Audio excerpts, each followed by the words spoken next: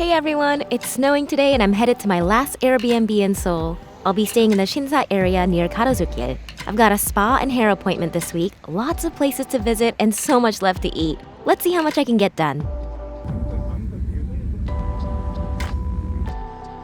This Airbnb wasn't my favorite, but it was very spacious for a studio and I really enjoyed the view, even with the construction equipment in the foreground.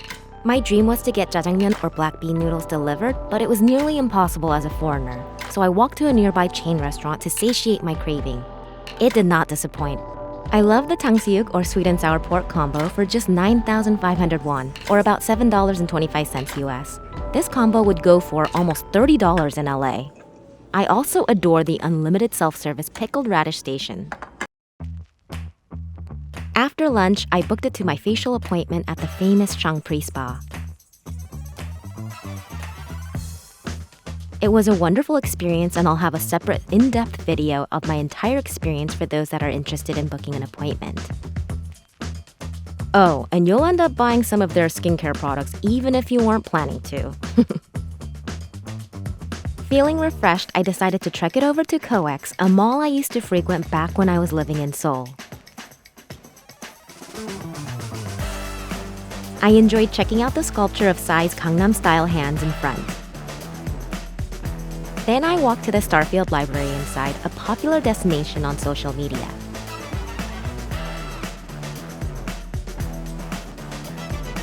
The bookcases were beautifully lit up at night, and it's no wonder it's a popular photo spot. By the way, please remember to like, subscribe, and hit the bell icon if you're enjoying my videos. It was late, but I was still peckish, so I headed to Psy, an izakaya near Garosugil. I asked for their sake recommendation, and I was not disappointed.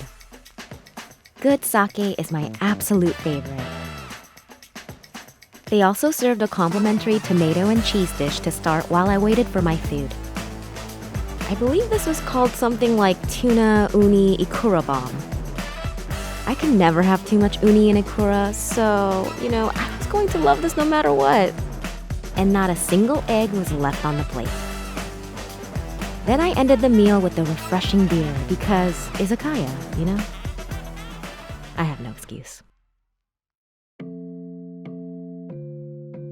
The next morning, I watched the sun rise from my window and got an early start at Cafe Kama nearby. I love the clean aesthetics of this cafe/bookstore. I ordered their Oatly White Temple milk tea and found a seat surrounded by colorful books.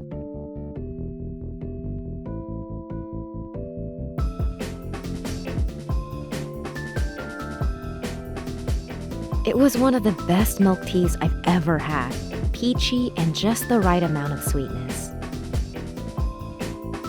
There were so many cool magazines and books here, lots of female-centered stories and all aesthetically pleasing too.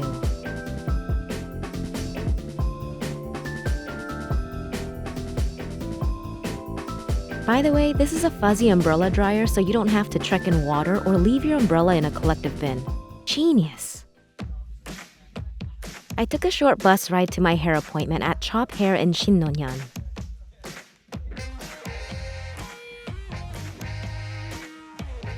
My stylist Hee-sun was super professional and talented, and my perm turned out great. I'll share more details in that separate video with my facial experience. It was past lunchtime and I was starving, so I wandered into this restaurant a couple buildings down. They had a combo with Soondubu jjigae or tofu stew and bibimbap or mixed rice for just 8,000 won, or about $6 US, so I just had to try it. This place was definitely made for ajashis, or older Korean men, and the dishes were solid and satisfying. After a quick break back at the Airbnb, I decided to wander over to Garosugil. I also got some lenses for my glass frames. A full eye exam is provided at all glasses shops in Korea, so you don't even have to have your prescription. It was finished in under an hour and it cost 30,000 won, or about $23 US for my lenses. Since it was winter, I was able to admire these cute and colorful sweaters on all of the trees lining the streets. Then I headed further south into Gangnam to meet a friend for dinner. But this was Friday, and I had completely forgotten just how crowded it could get. Or maybe it's gotten a lot worse. Either way, people and cars were jam-packed in every direction. I decided to check out a dog cafe because the traffic was going to delay my friend. Also, I really miss cuddling with my dog, so a stranger dog would have to do. Like this one. Not this one ignored me. But this one. We finally made it over to our dinner spot for some Chinese lamb skewers, but had to wait a while. If you ever go to this one, call ahead and put your name down. Thank me later.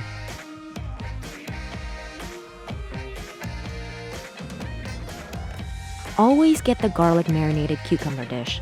It's the perfect refreshing companion to the fatty lamb skewers. Also, I really love the automatic skewer rotators. Does all of the work. The next morning, I stopped by a dentist to get Botox for my bruxism because it's so much cheaper in Korea. As a treat for undergoing a painful procedure, I got myself some Korean street food at the subway station. O-daeng or fish cake is a go-to quick snack that used to cost less than 50 cents, but now it's anywhere from $1 to $2.50 a skewer. It's perfect on a cold day, and the best part is that you get to sip on some super hot fish broth for free when you buy o-daeng. I used to get these on the streets just to warm up. If it doesn't scald your entire mouth, it ain't o-daeng broth. And of course, you have to sprinkle some of that soy sauce mixture on your o-daeng to fully enjoy. I also wanted to try the spicy version. It was good, but I prefer the classic. For lunch, I wanted to try a premium Japanese-style Donkatsu, and this place had great reviews. They start you off with a cup of warm tea, which is really nice on this cold day. I adored the simple, clean wooden interior and the counter seating. My beer arrived next, and it was beautiful and refreshing.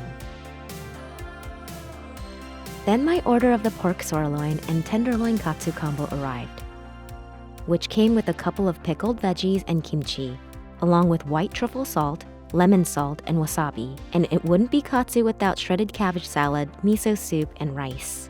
The table also had yuzu dressing and sesame dressing for the salad. I had the sirloin with the lemon salt and wasabi, and wow, what a revelation. It just brightened up the entire dish, and the pork was so tender. And the tenderloin was even softer. So good. I somehow convinced myself I needed dessert and walked over to Yann Couveur, the pastry shop from France attached to Café Kama.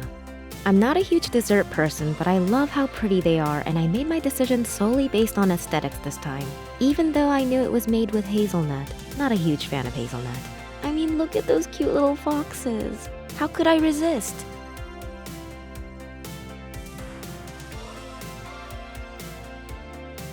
To walk off the shame of my poor decision-making and my very full belly, I decided to catch the bus on the Gangnam Bridge to get to my next destination, something I've never tried before. I arrived at Dongdaemun Design Plaza to check out the cool architecture. But man, look at that giant sun! Oh, and this sculpture reminded me of Mother from Raised by Wolves. There wasn't too much to look at inside, but I still enjoyed seeing the architecture up close.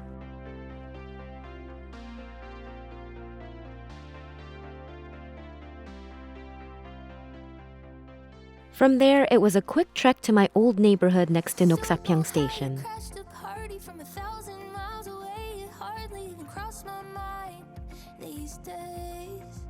I have so many memories here. I was sad to find out that my favorite cafe had closed down. It was where I shot my short film, and I couldn't believe that the building was completely gone.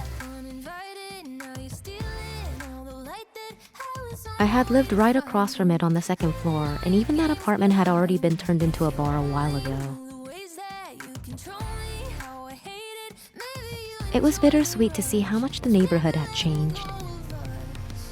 I made my way towards Itaewon, noticing which establishments survived and which weren't as lucky.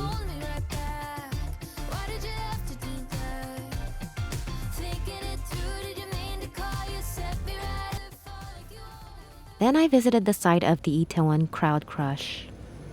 I was so heartbroken and in disbelief when I first heard.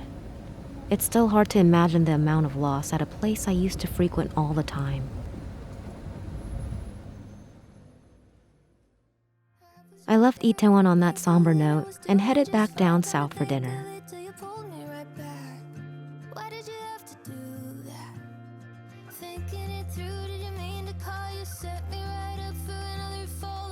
I decided to meet my friend at Yugane, a chain Dakgalbi restaurant. Again, I love the self-service side dish / condiment station at restaurants like this.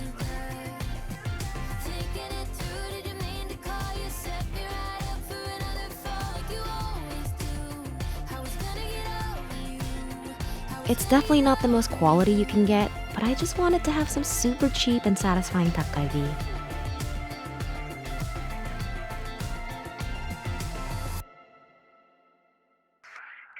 The next morning, I checked out of my Airbnb to head to the JW Marriott, located at the Shinsegae department store adjacent to the express bus terminal.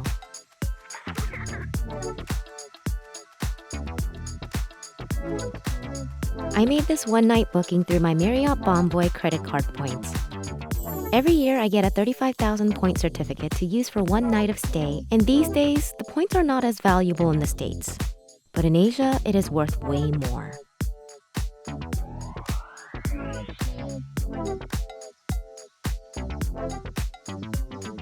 This JW Marriott was so nice, and I felt like I got the most value out of my points by booking in Korea. Good morning.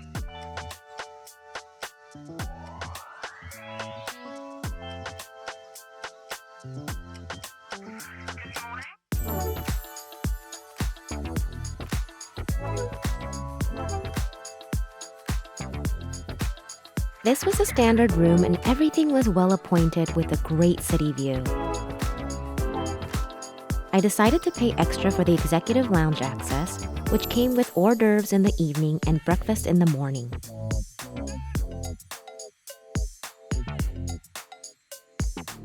I enjoyed some tea at the lounge before heading down to check out the Shinsegae food hall. It was so convenient that it was all connected. And wow, this place had such a huge variety of foods. Good morning.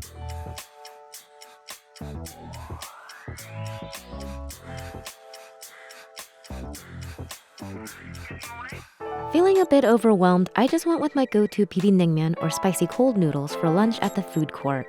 And it did the trick. Afterwards, I briefly checked out the underground shopping center at the subway station. Then headed back to my room to relax before evening hors d'oeuvres.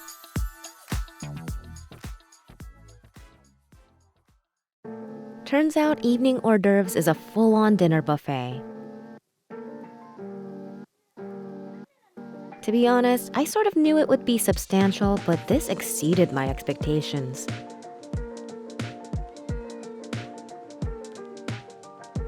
I just love the level of service and accommodations in Asia. I tried almost every dish that was offered, didn't finish anything, but still managed to get super full.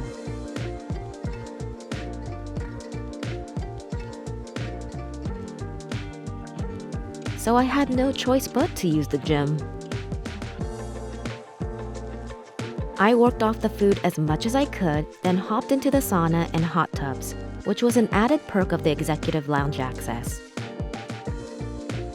Oh, and they provide workout clothes and socks.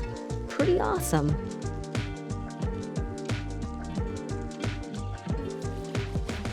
The next morning started off with the breakfast buffet, and it was once again a full spread.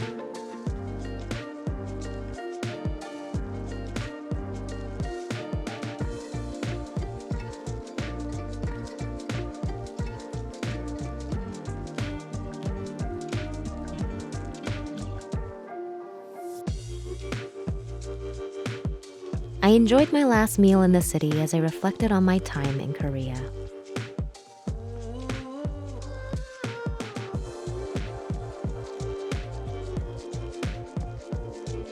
Later, my aunt picked me up and cooked me one last meal, galbijjim and japchae for dinner.